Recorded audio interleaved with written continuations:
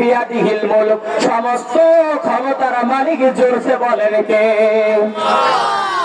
সমস্ত ক্ষমতার মালিক কে? বলেন। অপমান করাতে পারেন কে? আবার জুতের বাড়ি খাওয়াইয়া ক্ষমতা থেকে নামাতে পারেন কে? আমার আল্লাহ যাকে ইজ্জত দেবে তাকে কেউ বেইজ্জতি করতে পারে না। কথা বলেন ঠিক না বেঠিক? আমার আল্লাহ যাকে বেইজ্জতি করবে তাকে পাহারা দিয়ে ইজ্জত দেওয়া যায় না। কথা বলেন ঠিক না বেঠিক? তাবারাকাল্লাযী বিয়াদিহিল মুলক ওয়া হুয়া আলা কুল্লি শাইইন কাদির। তার সমস্ত ক্ষমতার মালিক বলেন কে?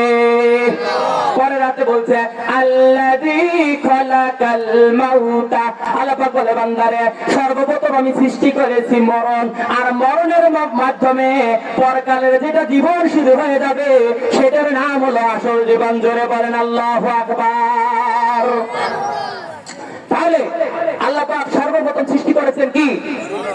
মরণ, আর মরণের মাধ্যমে পরকালের যেটা জীবন শুরু হবে এটার নাম হলো আসল জীবন। জোরে বলেন আল্লাহু আকবার। তাই আমার ভাইরা এখন বলেন জীবন আগে না মরণ আগে? আল্লাহ পাক বলে বান্দারে জীবন আগে না মরণ আগে?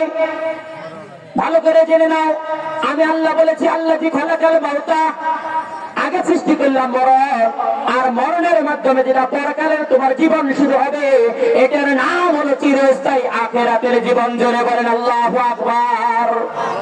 বান্দা এখন তুমি চলে আসবা মরণের মাধ্যমে কবর থেকে নিয়ে তুমি চলে আসবা।